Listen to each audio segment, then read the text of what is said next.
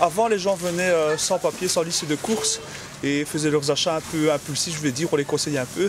Maintenant, on a remarqué que les gens viennent de plus en plus avec leur liste et se maintiennent à leur liste, oui. Et est-ce qu'ils ont des demandes différentes par rapport à avant? Peut-être quand c'est un peu plus modéré qu'avant, oui. Est-ce que vous avez aussi des demandes sur l'achat de produits que les gens n'y attachent pas seulement le prix qui compte? Non, voilà, justement, les gens commencent à acheter un peu plus produits locaux, quoi. Et regardent un peu ce qu'ils achètent avec moins de pesticides et regardent à la qualité des produits. On sent quand même un retour vers les produits du terroir parce que les gens veulent s'assurer d'une qualité.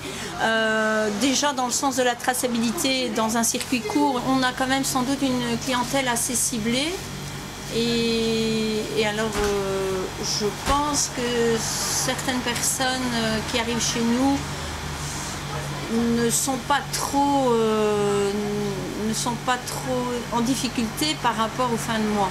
Je crois qu'on cible quand même une certaine clientèle. Ce qui est sûr, c'est qu'on voit les gens maintenant, chose avant qui n'existait pas vraiment, ils choisissaient un magasin parce que l'accueil était bien, etc. Ici, ça ne suffit plus. Il faut suivre au niveau du prix. On voit bien que les gens parcourent tous les magasins de la région justement pour se faire une idée de où ils vont mettre leur liste, puisqu'on reste quand même un magasin qui fait principalement des listes de naissance. Et là, ça change beaucoup. Et alors, c'est vrai que de plus en plus, on voit, alors qu'on est dans un secteur privilégié, puisqu'on a un taux de natalité qui est quand même très très important à tourner en Belgique de manière globale, on voit quand même que les gens cherchent le bon plan. C'est-à-dire qu'ils nous disent, oui, mais tiens, j'ai vu ça ailleurs, est-ce que vous pouvez vous aligner sur la liste de naissance? Et donc ça fait partie tous les jours, il n'y a pas un jour où voilà, j'ai mon prix public, mais on ne vend plus jamais pratiquement au prix public. Alors il y a des gens qui n'osent pas le faire, il y a des gens qui osent le faire, et c'est vrai que ça c'est quelque chose qui est vraiment tout à fait nouveau.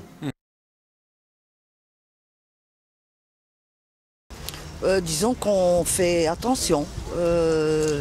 Une façon de consommer, non, parce qu'on a travaillé tous les deux, mon mari et moi, donc on a un certain pouvoir d'achat, mais on fait plus attention, c'est sûr. Disons, achetons belge si on peut, et disons européen si vraiment dans l'ensemble. Bah, je regarde les articles moins chers. Oui. Parce qu'à l'heure actuelle, tout est cher, tout augmente. Donc voilà, quoi, on n'a plus rien pour 50 €, je veux dire. Alors qu'avant, on pouvait se permettre plus de choses, mais maintenant, c'est plus possible, quoi. Donc la vie, elle devient de plus en plus dure.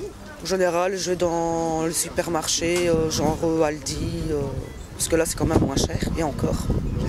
Parce que maintenant, le Aldi, c'est pas pour rien non plus. C'est le prix uniquement qui compte, ou alors il y a d'autres choses que vous regardez?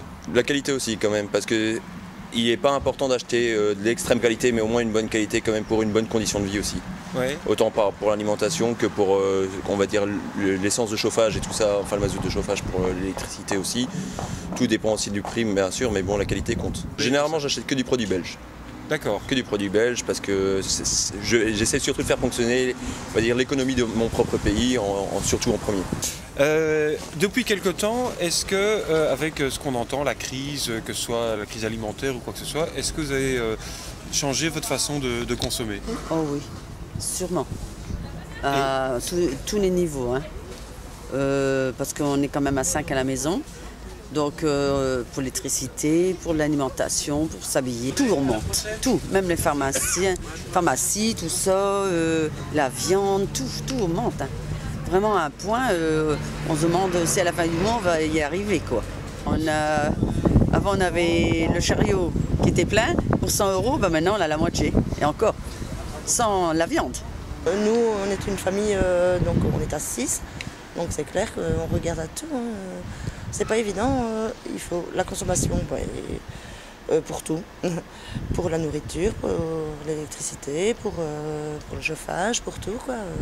C'est clair que pour l'instant, on se rend compte qu'il y a un grand changement. Bon, ben, maintenant, on se dit que Aldi ou Lidl, c'est peut-être beaucoup moins cher qu'aller à Carrefour ou aller à Auchan ou n'importe où, quoi. On fait attention à tout.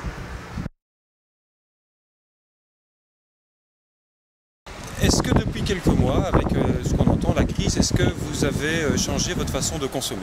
Largement, il faut bien maintenant vérifier tous les prix qu'on consomme par rapport aux concurrents, comme une telle enseigne peut vendre certains produits moins chers.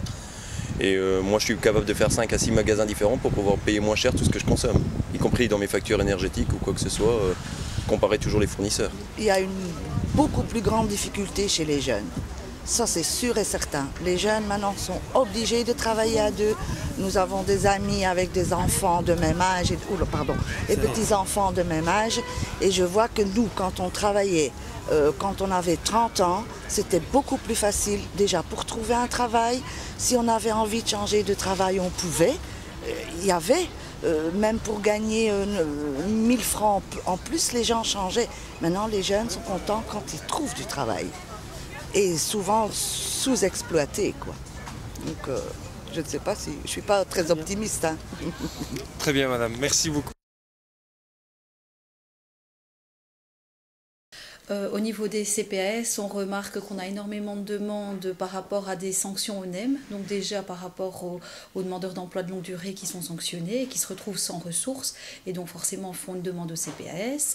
Au niveau des difficultés aussi pour honorer les charges, donc là de manière générale au niveau des CPAS nous constatons que les gens ont beaucoup de mal à honorer ces charges, les charges incompressibles mensuelles, donc c'est-à-dire loyer, énergie, soins de santé. Les dépenses en matière scolaire aussi, cantine, les garderies, des choses comme ça. On a plus de demandes aussi au niveau des guidances budgétaires puisque les gens sont un peu noyés face à leur situation quotidienne et parfois demandent de l'aide ponctuelle ou à plus long terme pour essayer de stabiliser au moins l'hémorragie parce que le surendettement peut comparer ça à une hémorragie. Mais maintenant les gens s'endettent vraiment dans des besoins primaires. Des besoins, les charges mensuelles incompressibles dont je disais tout à l'heure, c'est que les gens ne savent plus honorer à la fois peut-être leur énergie et leur loyer. Et c'est quand même des charges qui sont importantes, primordiales et qui se répètent tous les mois.